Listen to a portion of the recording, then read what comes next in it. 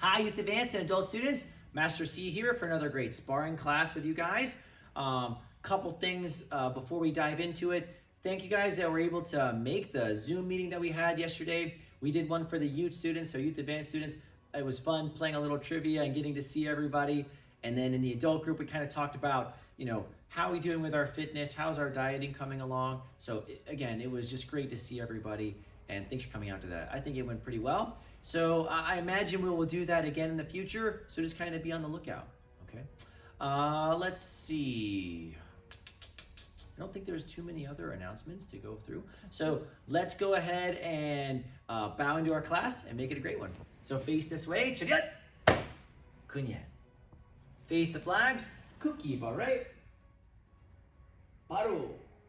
Standing meditation, makyo.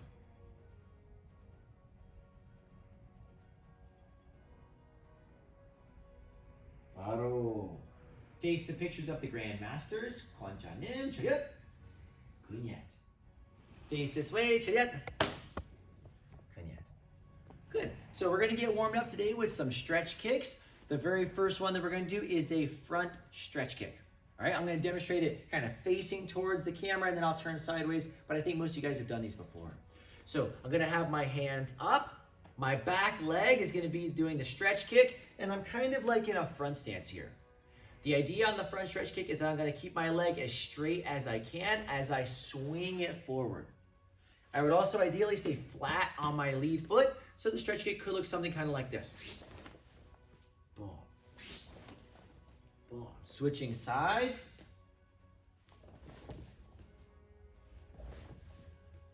Front stretch kick. So I'm going to give you guys about 45 seconds. Make sure you're working an even amount on each side. So maybe 2 on one side, 2 on the other, and kind of bounce back and forth. I'll see you back here in a moment.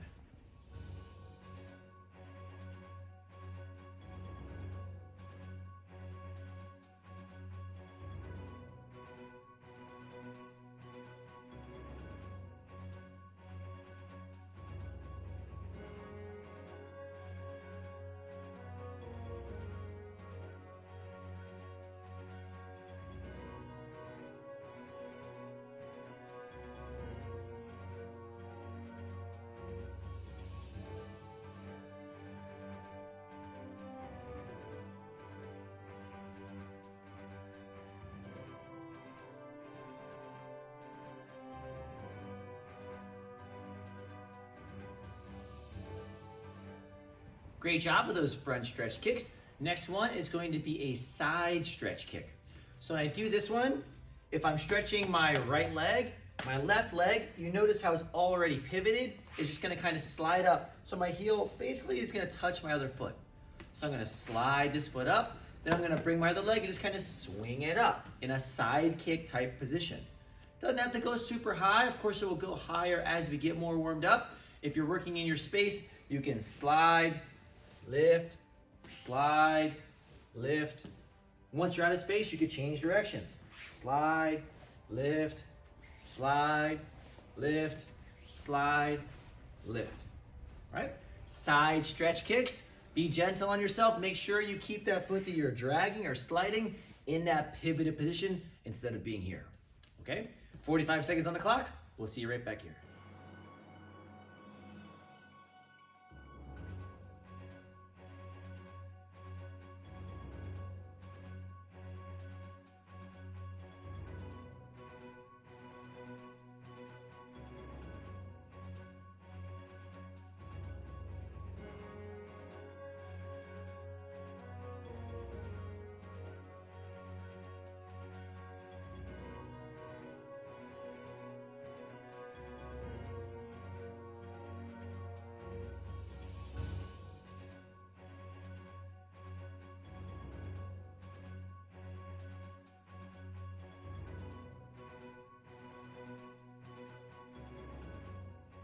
Nice job with the side stretch kick. Next one is going to be inside outside stretch kick.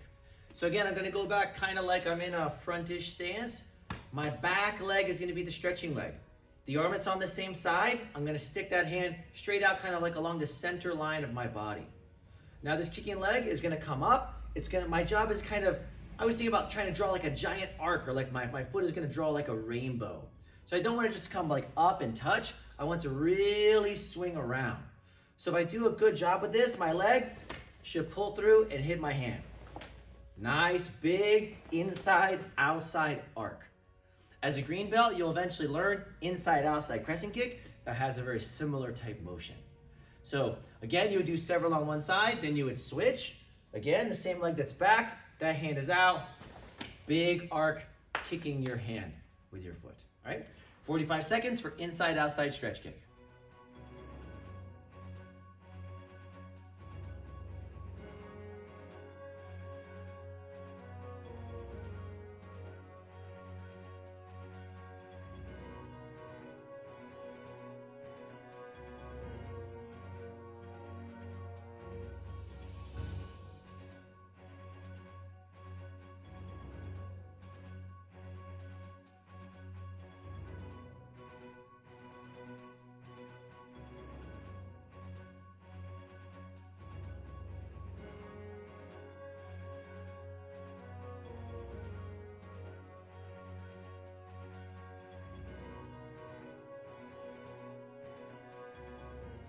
Last one, guys, is gonna be outside to inside stretch kick. So I'm gonna get into my front stance again.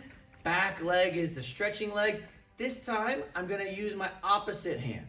So I'm gonna hold that out. The kicking leg is gonna come up and around and come into the hand. Now, just like with the last one, I want my hand to touch my foot at the very highest point of the kick. I don't want it to come up and then down into the hand. I don't want to kick it on the way up. Ideally, again, my foot would be contacting my hand at the highest point. Hand is out, swinging the leg. Again, you could work several on one side, switch several on the other. Just make sure it's balanced so you're doing the same number on each leg. Outside to inside stretch kick, 45 seconds on the clock.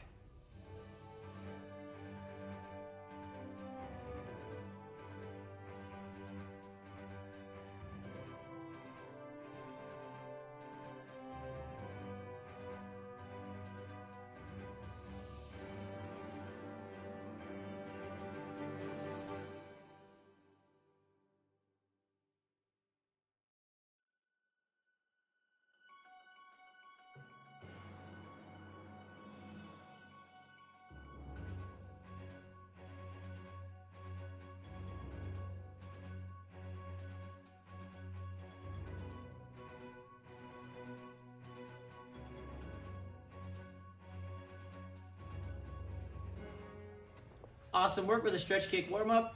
It's definitely a good thing to work on. You can do that. I don't know if I would recommend doing it every day necessarily, but you could definitely work that in several times a week. Really help improve your hip mobility and your kick height, okay? So we're done with that, so let's do a quick stretch here. Hands on your hips and hip circles. Always a good one for me. Other way.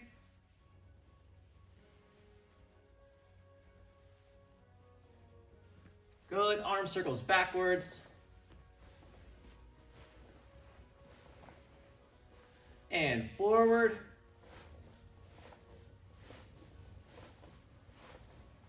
Back and forth across your chest.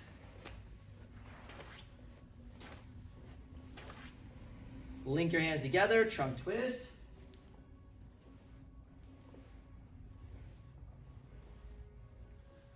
Hands back on your hips. Head side to side. Looking left and right. And up and down.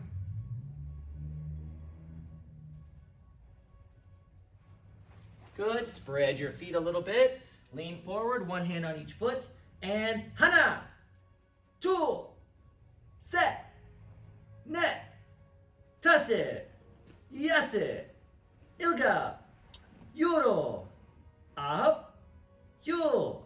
Both hands over to your right foot. And il, e, sam, sa, o, yuk, chill, pa, coop, ship. Over to the left side. Hana, two, set. 네, 다섯, Yasen. Ilga. Yuro. Up. Yul. Spread them out a little bit more. Bring it down one more time. Should feel good. Nice deep breath in through your nose, out through your mouth. Good. Yeah. Nice. Keep your hands on the mat. Walk your feet in. Good. Wag that tail. Excellent. Great job with the stretch. You can grab a quick sip of water, come on back, and we'll dive into our sparring concept for today.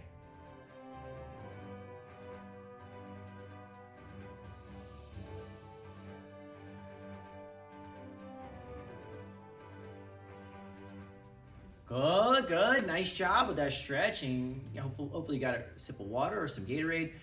Let's move into some of our sparring concepts. So earlier in the week, I kind of shot you guys over to the youth beginner class because we covered some really key offensive concepts and basics. I did a defensive sequence for them today, so I would recommend you guys go watch that one as well. But I do have a couple of other more advanced concepts for you guys to think about as well. So I'm gonna borrow Master Cosby for this first one. Now, this first one is a sliding step, okay? It looks simple, it is simple, but it is hard to be really smooth with, which is the key to this becoming basically magic for you, okay? It's something that I've been working on for a long time, and to be honest with you, I'm still not great at, but there are some people out there that are really awesome with this one, and they can catch you by surprise, is all I'm gonna say about it. So let's say Master Cosby's in a sparring posture here, and the idea behind this one is that I'm too far away to catch her with like a side kick or something like that. So let's just say, for example, you have your hands up and I'm attacking towards this spot. So when I go through my lead leg side kick, I'm too far away. I cannot reach. So she knows that. She understands that I'm too far away, so she doesn't particularly feel threatened. So the idea here is, as I chamber up my side kick, my back foot, you see how it's not really pivoted? My back foot is going to pivot and slide towards her. Now I can't lift, hop, and kick because it's too slow. So as my chamber's coming up, the slide needs to happen. So she perceives it as being too far, boom, sliding as the kick is coming out. Again, I know this doesn't look like much, but this is a game changer in sparring if you're smooth with it. Same thing could happen. Let's say she's in a more typical sparring posture here. Good, where maybe my opening is a little farther away than it was before. So I can't go for this closest spot because it's covered. So maybe I have round kick here. So my lead leg, too far away. I can slide up and kick, but that's gonna be slow. So as I chamber, that's when I would need to slide and then I can reach.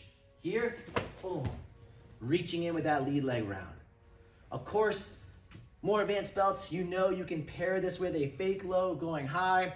Lots of ways to do it, but the point is, your partner doesn't think you have the range to hit them, but when you pivot while you load, you will, and it's really cool. So the way you can practice this, if you have a partner at home that's just willing to stand there, you can get too far away to hit, slide in and hit them, or they can just hold the target out. And you get too far away to hit it naturally, and you try to chamber while you kick. So pause on the next freeze frame, and work that out for several minutes, and we'll see you back here soon.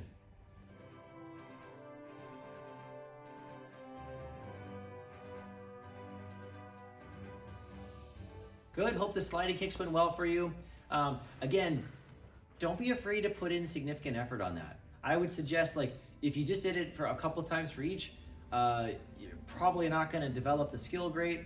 It's likely to take hundreds or thousands of reps. So my recommendation would be, maybe if you didn't put a lot of reps on that last one, go back, try like 20 sliding the lead leg front kicks or lead leg side kicks on each side, and the same thing for round, right? More advanced belts, put in 10 or 15 combinations where you slide with a side kick, your partner blocks, and then you turn it into a round kick, right? Put a little time to it, make sure it's good. But if you did already work, then let's go ahead and transition to the next advanced concept, right? Which is what I always have called the Cyclone Concept. like many things in sparring, this is, I think, once you hear it, I think it's easy to understand, but difficult to apply in real time. People that are great sparrers have learned to apply it, right? That is obviously the challenge. So the idea here is Master Cosby and I are getting in ready to spar. Now, if she throws like a straight line kick at me, like a lead leg side kick or a lead hand back fist, I do not have a huge amount of time. That's the advantage of those techniques. They're fast. This is where I need to rely on my basic postures to block and cover, right? Which I kind of talked about in the beginner class for today as well. For you guys, if your partner's throwing something powerful, power generally requires rotation, spinning techniques. I'm thinking turn back kick, wheel kick, turn hook kick, spinning back fist, these types of motions. Now, they create more power, but they do take more time. So whatever direction my partner is rotating, I want to kind of join in their cyclone. So if Master Cosby's coming around this way, I'm going to kind of stay in that same direction of rotation. So here's kind of what I mean. Let's say she throws a back leg, turn back kick. Okay, let's just see what that looks like. She's spinning this way.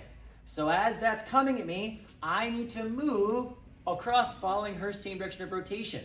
I know from basic movement, my lead leg should step, my back leg should drag. So she comes in, boom. I'm able to evade that spin back kick. Wheel kick would be the same thing, and it's actually a lot easier. So wheel kick comes in, good, I'm moving off to the side. So quick side note, that's why turn back kick, a good turn back kick is an extremely valuable technique because it is a spinning kick that creates a ton of power, but it is super fast. The shortest distance between 2 points is a straight line, that's your turn back kick, right? So for the sake of the drill, if you're working with someone at home that doesn't train, maybe they don't have an awesome wheel kick like Master Cosby has or a good turn back kick, they can simulate these things with their arms. So we can look at a spinning back fist, same way as that you would treat like that wheel kick. So she's gonna turn, just kind of spin with her arm out. I'm gonna step and keep this hand up to guard. That gives me way more time than if I move this way.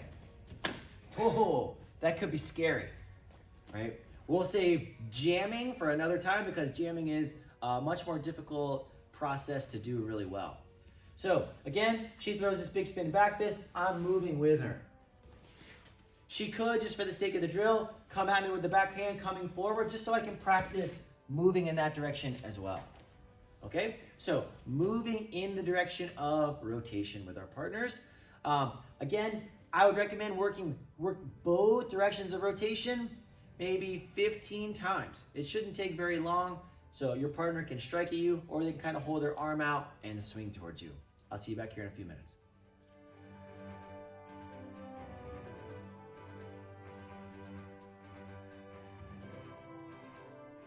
Good. I hope you guys found some value in those sparring concepts for today.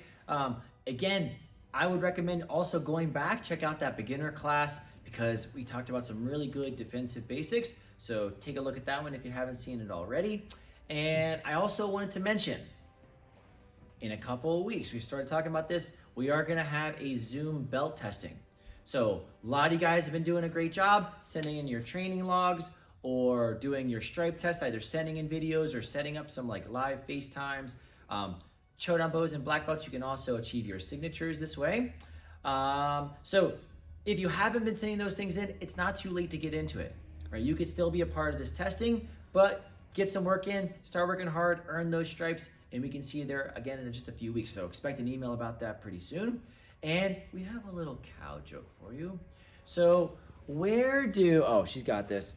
Where do baby cows go to eat their lunch? The cafeteria, of course, the cafeteria. So thanks for doing the class with me today, guys. Hope you guys are staying safe, being healthy, staying happy, and we'll see you again soon.